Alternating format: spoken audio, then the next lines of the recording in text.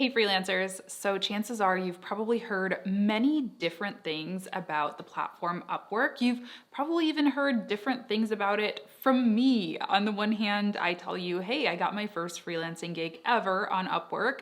And then on the other hand, I tell you guys, build a website, build a brand identity that doesn't just exist on a freelancing platform. So what's really the deal? I'm going to break my thoughts down on Upwork in today's video. The good, the bad, the ugly, not biased. I'm not, sponsored in any way by Upwork. I don't work for them. So I'm gonna give you the honest to goodness truth about my experience on the platform and share some tips for you to find success on it or maybe off it. So I wanna start with myth number one about Upwork, and that's that it's great for beginners. It's not really a myth, it's kind of a half truth. It doesn't tell the whole story in my opinion. So like I said, I got my first ever freelance gig on Upwork. It was a writing job, a blog writing job specifically. And so it did help me out when I first got started, and it has helped me over the years build up clientele and build up client work. But what I hear a lot is that it's only good for beginners. And I just don't think that's true. I do think it's a great place to get started, but I also think that it can be really good for experienced freelancers as well. I still take gigs on Upwork occasionally. It's not the majority of my business. Like right now, I think I have one active gig on Upwork, but it's been a gig that I've had for over a year. So it has been a good little project for me. So one of the things that helps me combat that beginner kind of thing on Upwork is filtering. So if you log on to your Upwork profile and when you go ahead and search, you'll be able to click and filter through advanced search settings. And I always recommend doing this, especially if you are somebody who is very advanced or, not a beginner, you're looking for a decent paying gig on there. Filter by experience level. That's one area that I like to look at. So there are, any experience level jobs, there's entry level, intermediate, and expert. And if you look, there's usually actually a good amount of intermediate and expert jobs available. It's just that, without using these filters, you're usually only seeing the massive amount of entry level or not really very serious gigs. Myth number two is that you can't really make any money or there's a limit on how much money you can make on Upwork. And again, that's not true. I think sometimes people think it's kind of like one of those, super cheap platforms, right? Where it's like, you make $5 an hour and that's kind of the cap. Like that's the best that you can do. And yes, I will be honest, I'm always super honest about this. My first blog writing gig ever was $20 a blog post. I'm going to say that again, $20 a blog post. And those blog posts probably took me at least 3 hours each at least. So I was not making a lot. No. And I do think that that is one of my critiques on Upwork. I feel like it's really hard to get a high paying gig straight off the bat. I think most, not all, but most Upwork freelancers will say that they kind of had to work their way up and, take on some of those low paying projects to begin with. However, my hourly rate now is between 50, I would say actually between $70 and $100 an hour on Upwork, just depending on the type of work that it is. I've taken gigs that are lower and I've taken gigs that are way higher as well. I've taken, flat rate project fees that even out to be way higher than $100 an hour. So they're out there. Again, filtering is really helpful. This third myth is one that I think it really prevents people from hopping on the platform, and that is that Upwork takes all of your money. Now, this one is just, it's a tough one because I fell into this for a while too. And when I compare it to myself, inbound leads, right? Yeah, I don't pay anybody when I just have an inbound lead coming to me. They come to me, they pay me, and I get all of that, unless I'm paying a team member, and of course, like transaction fees on Wave or PayPal or whatever accounting system I'm using. But beyond that, that money is all mine. On the contrary, when I'm working with an Upwork client, I do see little bits and pieces taken out for Upwork, so it can be a little bit hard, but I'm gonna explain their fees. I'm gonna put up a screenshot right here just to kind of explain those for you. But the long story short is the fees lessen the longer that you work for a client. So in the beginning, they might be as high as 20%, but once a client and you have developed a good relationship, they lower to only 5%. And I know, again, you're probably thinking, well, I don't want to give 5% of my money to anyone, but you do have to think like these companies have to make money, and they are kind of serving as a service to you by allowing you to find these clients who are looking for work. I always say time still is money when you're a business owner, even if you have passive income streams like I do, and even when you don't work hourly and yada yada yada, time still is money. So if I have to go out and search for those people who are looking for digital marketers or content creators, I mean,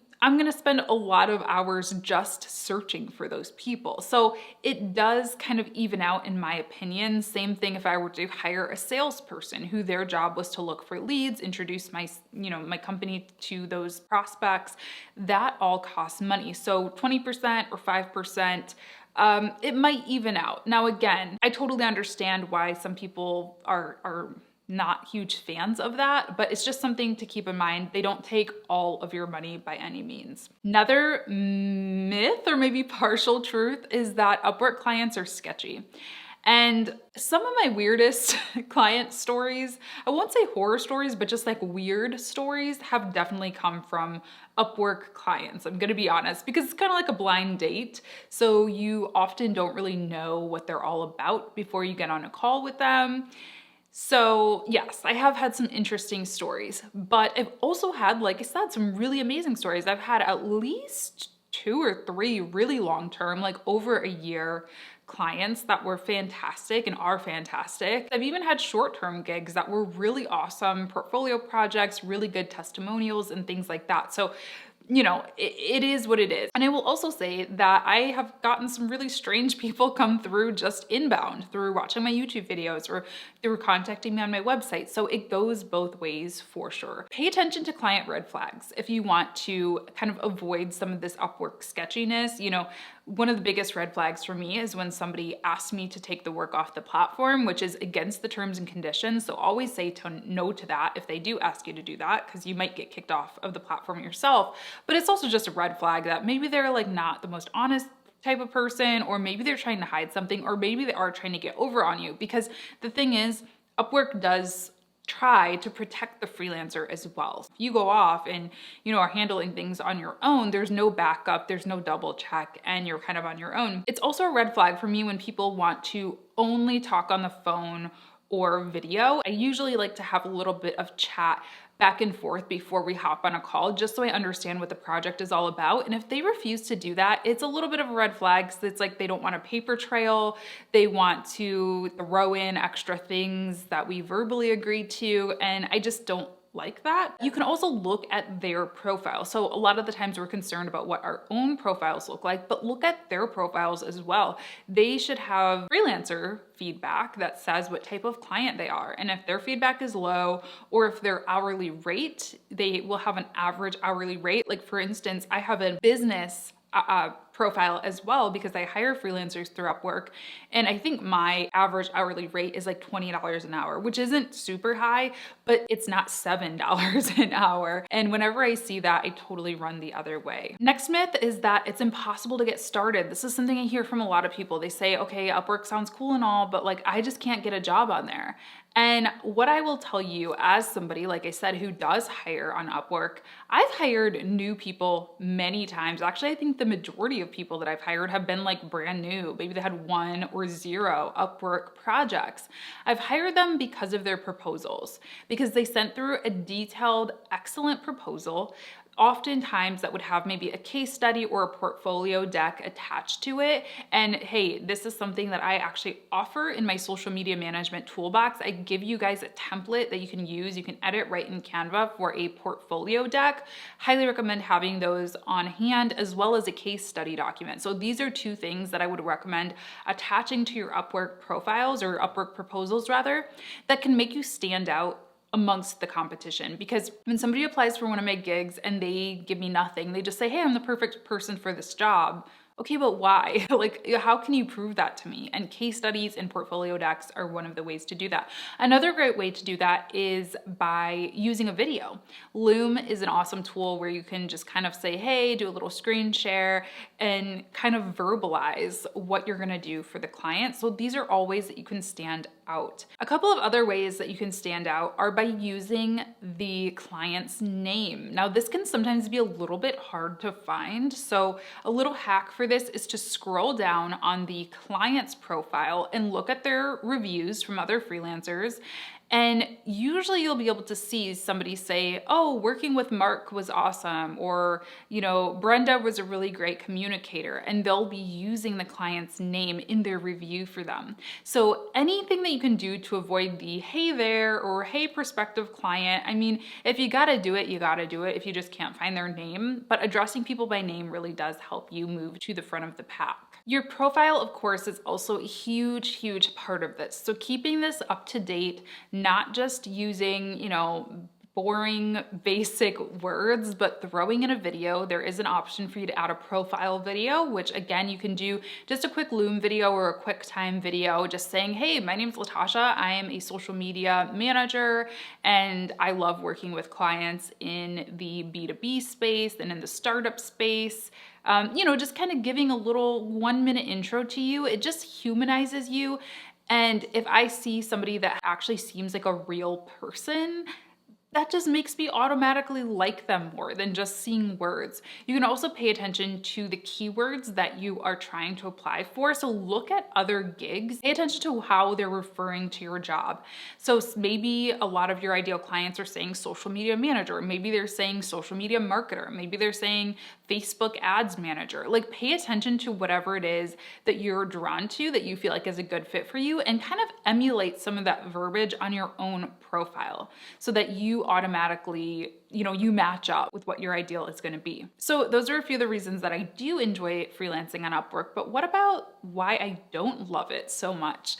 Listen, I think it's a great platform. Again, I think it's a great place to build your business. I think it's a great thing to have in your back pocket. We experienced it earlier this year when the world kind of stopped turning and a lot of us didn't know what to do. Some of us lost clients, some of us were nervous that we may lose clients, and we had to really pivot. And I felt really grateful that I had a built up Upwork profile that I knew that I could fall back on if I needed to. So I recommend, taking a gig on there, having a built up profile just in case you need it. Yes. But let me tell you why I don't use it as the only source of clientele for myself personally. I think it's important to have a business that is not reliant on one platform in general, not just one platform. I always say I get a lot of my leads, like 90% of my leads actually come to me through YouTube. And I think that's great. And I'm so grateful for YouTube, but I am still on Instagram as well. I am still on LinkedIn. I still have a Google My Business profile. I still attend in-person networking events when I can, of course. Just because I can sit here and get all of my business from YouTube right now doesn't mean that that's never gonna change. And that is the exact same philosophy I have about Upwork. Even if things are going amazing for you on Upwork, that's still just one platform. And you know what? Tomorrow they could decide to shut down. They probably wouldn't, but they could. Tomorrow they could. They probably won't, but they could decide, you know what, we're gonna raise those fees on freelancers and we're gonna charge 50%, or we're gonna make it way harder for freelancers to get jobs. Or a platform like that can become really saturated. So, I just personally find it important to diversify, just like I diversify my revenue streams, diversify my lead generators and my lead sources as well. I also think that, it is really helpful for me to get gigs even on Upwork by having a personal brand. A lot of my clients that I've had on Upwork have told me, hey, I Googled you and I found your YouTube channel and you really know what you're talking about. Or I went ahead and checked out your podcast and I really enjoyed it and I knew that you were the perfect person for my business. So, it's great to have an Upwork profile. It's great to be active on there, but leaving a little footprint across the web in different ways is going to help you overall. And lastly, of course, it's nice to have an inbound lead strategy. Let me be honest. Going through Upwork gigs all day isn't my idea of the best time. Again, I'm grateful for it. I'm grateful that it exists. And if I need it, I can. But it's way better and way easier for me to just get a little ding on my HoneyBook app saying somebody sent in an inquiry form and me not having had to search for them. And I've said it before, I actually have a full video on inbound lead strategy, so I'm going to link that down below for you all. But inbound leads for me are always the highest quality leads. It's because I'm not having to sell myself to them. Usually it's actually the opposite. They're kind of selling themselves to me. They're saying, hey, I found you. I know that you're going to be the perfect person for me. How can I get you to come work for me? And that's a way cooler feeling and a way easier sell for me than having to, do all of the legwork and prove that I'm the right person on a platform like Upwork. So again, I think that it's a great platform. I am glad that it exists, but that is why I do not use it for everything. So let me know in the comments, do you use Upwork? Have you tried it? What are your struggles with it? I would love to hear what you all have to say about it. And I'm gonna link my social media management toolbox in the description box as well. If you wanna check out the portfolio template and the case study template, those are all great resources to go ahead and start your Upwork journey with. And I'm wishing you all the best. Have a great day, and I'll talk to you on Friday. Bye.